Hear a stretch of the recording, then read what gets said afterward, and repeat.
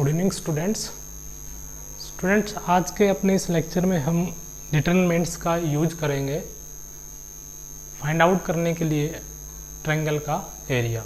यानी डिटरमिनेंट्स का यूज करके हम ट्रायंगल का एरिया कैसे फाइंड आउट करते हैं और इससे रिलेटेड कुछ और इम्पोर्टेंट क्वेश्चन भी हम इस लेक्चर में स्टूडेंट सोल्व करेंगे। तो सबसे पहले हम बात करते हैं कि ट्रायंगल का जो एरिया है स्टूडेंट वो हम डिटरमिनेंट का यूज करके कैसे फाइंड आउट करते हैं।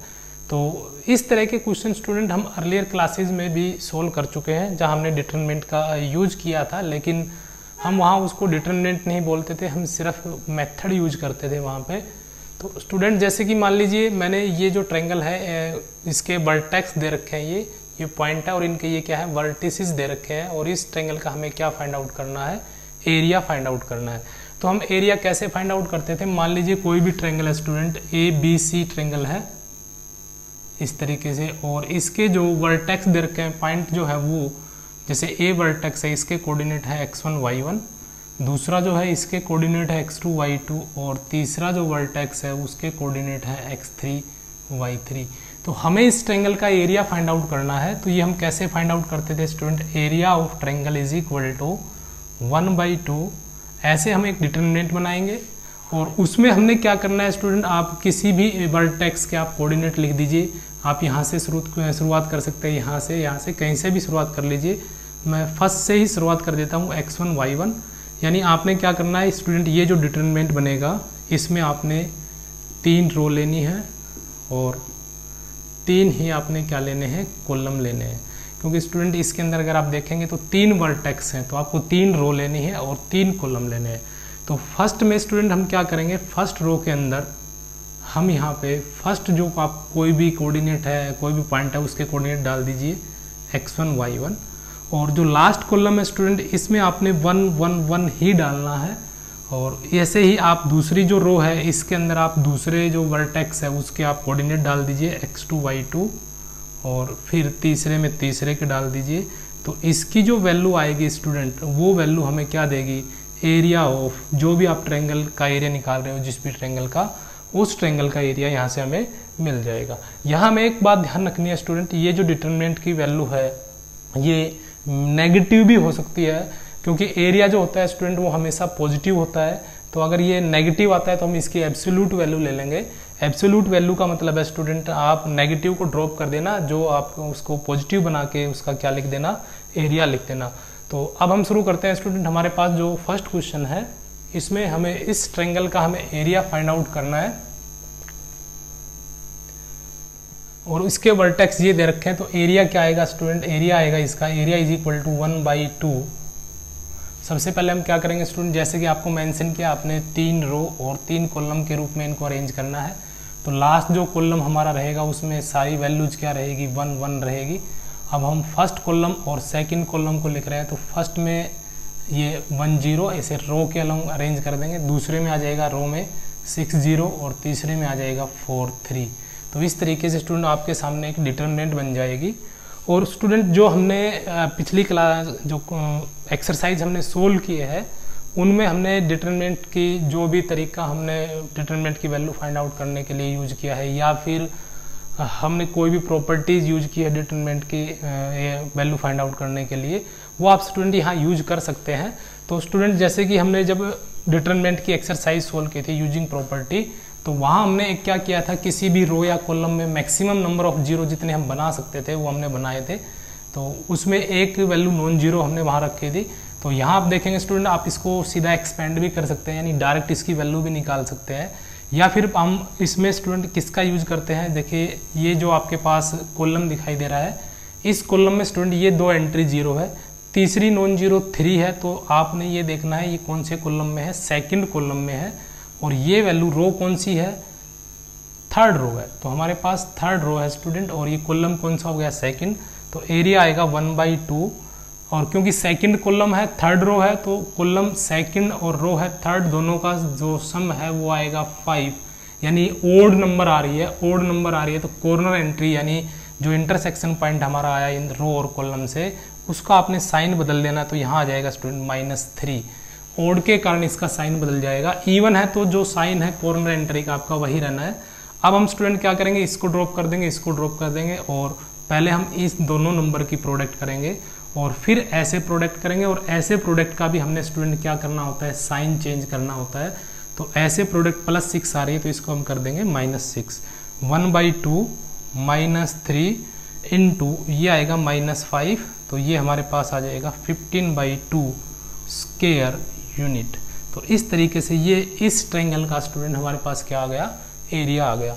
अब हम बात करते हैं स्टूडेंट जो सेकंड क्वेश्चन हमारा, सो दैट ये 3 हमारे पास पॉइंट दे रखे हैं, इनको हमने कैसा प्रूव करना है, कोलिनियर प्रूव करना है। कोलिनियर भी स्टूडेंट हम पहले अर्लियर क्लासेज में डिस्कस कर चुके हैं। कोलिनियर का मतलब होता है स्टूडेंट ऐसे 3 पॉइंट जो एक ही स्ट्रेट लाइन के ऊपर लाई करते हैं। तो जैसे कि A पॉइंट हो गया, B पॉइंट हो गया और C पॉइंट हो गया, तो ये तीनों क्योंकि एक ही लाइन के ऊपर लाई कर रहे हैं तो इनको हम बोलते हैं कोलिनियर पॉइंट। और कोलिनियर पॉइंट से स्टूडेंट जो ट्रायंगल बनती है, जैसे कि अगर आप इससे ट्रायंगल बनाने की कोशिश करेंगे इन तीनों को ज्वाइन करके, तो ट्रायंगल आपके सामने नहीं बनेगी।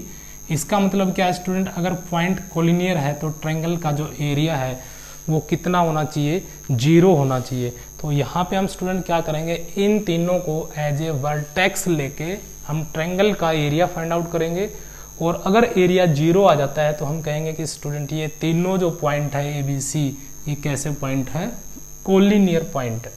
तो एरिया फाइंड आउट करते हैं हम, area triangle ABC is equal to 1/2।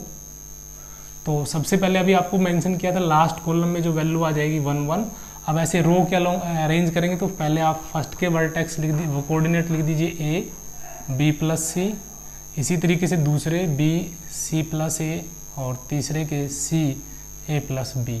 और अब हमें स्टूडेंट इसकी वैल्यू फाइंड आउट करनी है, और जैसे कि अभी हम डिस्कस कर रहे हैं कि इसकी वैल्यू आप डायरेक्ट किसी रो के थ्रू एक्सपेंड करके या कॉलम के थ्रू एक्सपेंड करके फाइंड आउट कर सकते हैं, या फिर आप डिटरमिनेंट्स की कोई भी प्रॉपर्टी आप यहाँ यूज कर सकते हैं। तो मैं प्रॉपर्टी यूज कर रहा हूँ स्टूडेंट।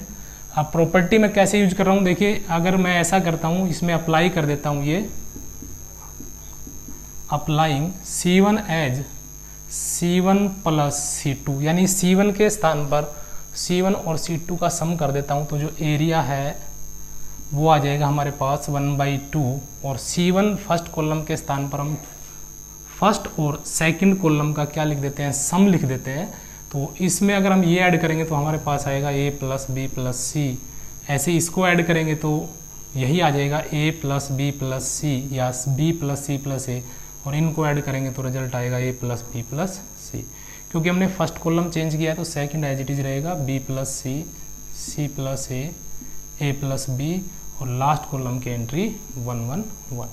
अब देखिए स्टूडेंट, क्योंकि जो कुल डिटरमिनेंट होता है उसमें आप किसी विशेष पर्टिकुलर रो से कोई एलिमेंट अगर कॉमन आ रहा तो आप ले सकते हो, किसी पर्टिकुलर रो से या कॉलम से भी कॉमन ले सकते हो। तो ये जो फर्स्ट कॉलम है इसमें से कॉमन आ रहा है 1/2 इंटू A + B + C, अगर हम कॉमन ले लेते हैं तो यहाँ आ जाएगा स्टूडेंट 1 1 1, और यहाँ आ जाएगा B + C, C + A + B, और लास्ट कॉलम बन जाएगा 1 1 1। अब देखिए स्टूडेंट, यहाँ पे जो C1 एंड C3 जो कॉलम है आप देख रहे होंगे, ये स्टूडेंट कैसे हो गए, आइडेंटिकल हो गए। तो अगर किसी डिटरमिनेंट के अंदर C1 and C3 are identical, सो अगर किसी डिटरमिनेंट के अंदर कोई भी 2 रो या 2 से ज़्यादा और इसी तरीके से कोई भी 2 कॉलम आइडेंटिकल हो जाते हैं, मीन्स उनकी values entry corresponding entry same हो जाती है, तो उस डिटरमिनेंट की जो वैल्यू होती है वो क्या बन जाती है स्टूडेंट, 0। तो हमारे पास एरिया आएगा स्टूडेंट यहाँ पे 1/2 इंटू A + B + C, और इस डिटरमिनेंट की वैल्यू क्या होगी स्टूडेंट, 0, और ये रिजल्ट हमारे पास क्या आ जाएगा, 0। तो इस तरीके से इस ट्रायंगल का एरिया स्टूडेंट क्या आ गया, 0 आ गया। और ट्रायंगल का एरिया 0 होने का मतलब क्या है स्टूडेंट, ये तीनों पॉइंट है वो क्या हो गए, collinear. So these point are collinear. इसके बाद question number 3, find the value of K if area of triangle is 4 square unit. और ये हमारे पास वर्टेक्स दे रखे हैं ट्रायंगल के अंदर स्टूडेंट, जो 3 वर्टेक्स हमारे, उस 3 वर्टेक्स में से एक वर्टेक्स के अंदर x की वैल्यू जो है वो अननोन है, वो हमें फाइंड आउट करनी है। हमें क्या दे दिया है, एरिया दे दिया है, तो हम एरिया का कंसेप्ट यूज करेंगे। एरिया ऑफ ट्रायंगल का जो फॉर्मूला है 1/2 डिटरमिनेंट बनाएंगे। फर्स्ट लिख लीजिए k 0, फिर सेकंड के 4 0 और फिर थर्ड के 0 2 और लास्ट कॉलम 1 1 1 और ये एरिया स्टूडेंट हमारे पास कितना है 4। तो आप यहाँ स्टूडेंट ये ध्यान रखना, एरिया आपके पास 4 है तो आप 4 नहीं लेंगे, यहाँ पे आप ±4 लेंगे, क्योंकि जैसे कि मैंने आपको मेंशन किया स्टूडेंट, एरिया जो है ये वाला जो वैल्यू है, ये जो वैल्यू है स्टूडेंट मे बी नेगेटिव, तो नेगेटिव है तो हम -4 इक्वल टू में रखेंगे, और अगर ये वैल्यू पॉजिटिव है तो हम +4 इक्वल में रखेंगे, क्योंकि स्टूडेंट एरिया जो होता है वो पॉजिटिव होता है, और पॉजिटिव के लिए हमें एब्सोल्यूट वैल्यू लेनी पड़ती है इसकी, और एब्सोल्यूट वैल्यू को जब हम हटाते हैं तो इक्वल टू में क्या डाल देते हैं, +-4 डाल देते हैं। तो जब भी आप एरिया को कोई वैल्यू पर्टिकुलर एरिया दे रखा हो और आप डिटरमिनेंट के इक्वल रख रहे हैं तो आप उसमें एब्सोल्यूट वैल्यू यानी +- लगा के डालें। तो अब इसका एरिया आएगा स्टूडेंट, देखिए प्रॉपर्टीज का ही मैं यूज कर रहा हूँ, इसके अंदर एक्सपेंड कर रहे हैं हम सेकंड कॉलम से, क्योंकि इसके अंदर ज़्यादा से ज़्यादा 0 बन चुकी है, और नॉन जीरो वैल्यू जो है स्टूडेंट इस कॉलम के अंदर है 2 0 है, और ये नॉन जीरो 2 है, और ये रो कौन सी है स्टूडेंट, थर्ड रो है ये, तो सेकंड कॉलम है, थर्ड रो है, सम जो है हमारे पास दोनों का ओड है तो कॉर्नर एंट्री का साइन चेंज, इनको ड्रॉप करेंगे और इसको ड्रॉप कर देंगे, ऐसे प्रोडक्ट के और ये वाली product -4 is equal to +-4।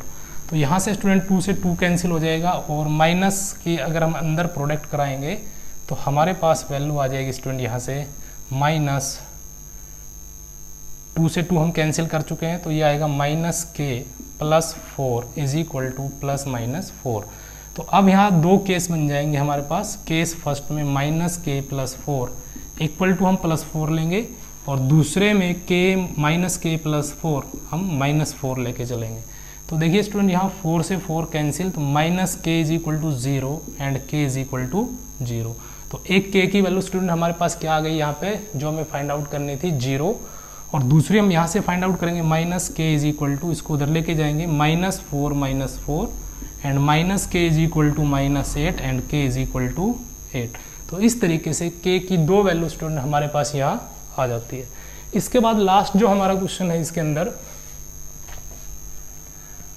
Find the equation of line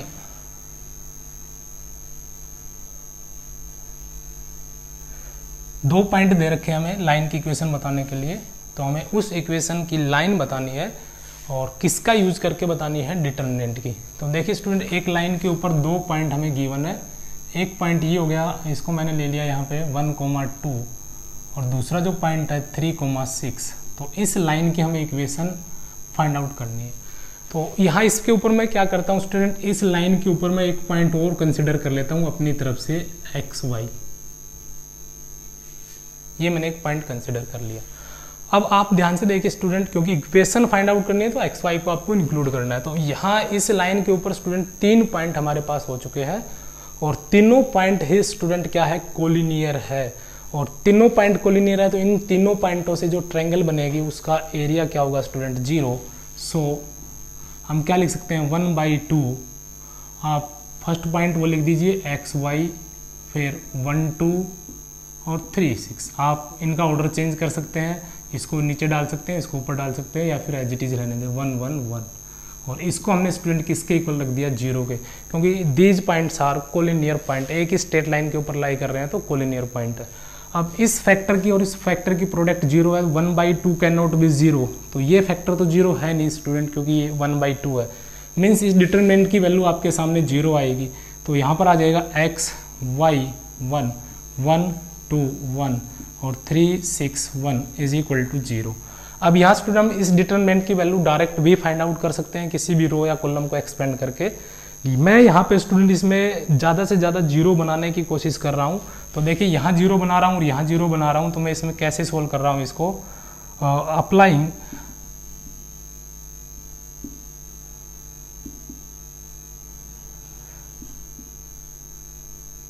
R1 as R1 minus R2 and R2 as R2 minus R3। तो यहाँ 0 बना रहे हैं, यहाँ 0 बना रहे हैं, तो सबसे पहले हम R1 में से कौन सी माइनस कर रहे हैं, R2। तो हमारे पास जो वैल्यू आएगी वो क्या आ जाएगी, x minus x1 y minus y2 x minus 1 और y माइनस 2 और 1 में से 1 को माइनस करेंगे 0।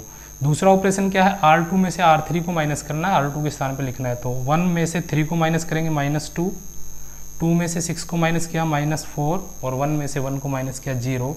R3 एज इट इज रह जाएगी 3, 6, 1।